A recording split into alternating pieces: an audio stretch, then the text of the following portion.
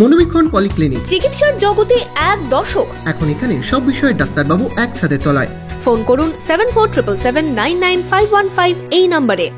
Lok Sabha vote মিটতেই নবগ্রামে কংগ্রেসে ভাঙন ধরালো তৃণমূল।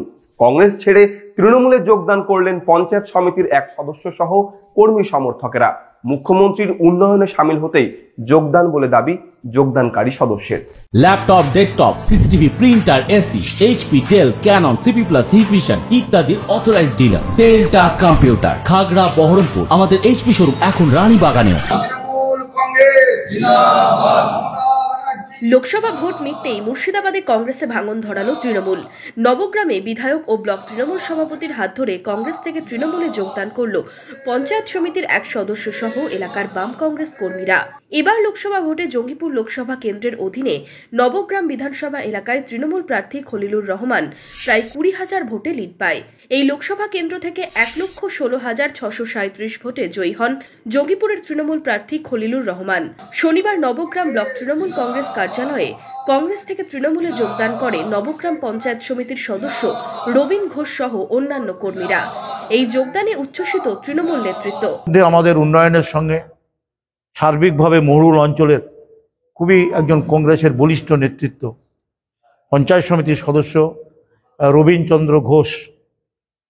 তিনি তার বাড়ি রাজখণ্ড, পলসা, অনন্তপুর এই এলাকার নির্বাচিত প্রতিনিধি, পঞ্চায়েত সমিতির মেম্বার, কংগ্রেসের বলিষ্ঠ নেতৃত্ব। ইতিমধ্যে অনেক কংগ্রেস, সিপিএম এবং বিজেপি তারা আজকে যুক্ত হতে চাইছেন। তার মধ্যে আজকে বলিষ্ঠভাবে আজকে রবীন্দ্রচন্দ্র ঘোষ তিনি আমাদের পার্টিতে আমাদের জয়েন করলেন।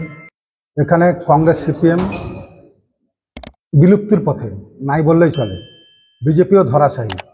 সেখানে আমাদের রাজখণ্ড গ্রামের রবীন ঘোষ মহাশয়, উনি পঞ্চায়েত সমিতির সদস্য, উনি স্বেচ্ছায় সম্মানীয় বিধায়ক কানাইচন্দ্র মণ্ডল মহাশয়ের হাত ধরে আমাদের তৃণমূল কংগ্রেসে যোগদান করলেন এবং ব্লক সভাপতি হিসাবে কানাই কাকা আমাকে নির্দেশ দিয়েছেন, আমি ওনাকে সাদরে গ্রহণ করলাম এবং প্রাইমারি মেম্বারশিপ প্রদান করলাম।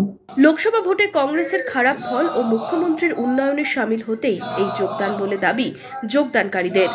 আমি দীর্ঘদিন ধরে কংগ্রেস পার্টি করতাম এবং আমি কংগ্রেস পার্টি থেকে নির্বাচিত হয়ে পঞ্চায়েত সমিতির মেম্বারও হয়েছিলাম। কংগ্রেসটা আমরা অনেক সক্রিয়ভাবে করেছি।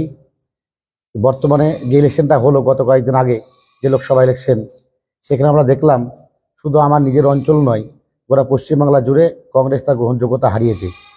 এখন এই পরিস্থিতিতে দাঁড়িয়ে অনেক চিন্তাভাবনা করার পর দেখলাম যে উন্নয়ন যদি করতে হয়, মানুষের স্বার্থে, মানুষ যেহেতু ভোট দিয়েছে, তাদের কিছু চাওয়া পাওয়া ছোটোখাটো আছে, সেটা পূরণ করতে গেলে পরে মমতা ব্যানার্জির উন্নয়নে সামিল হতে হবে।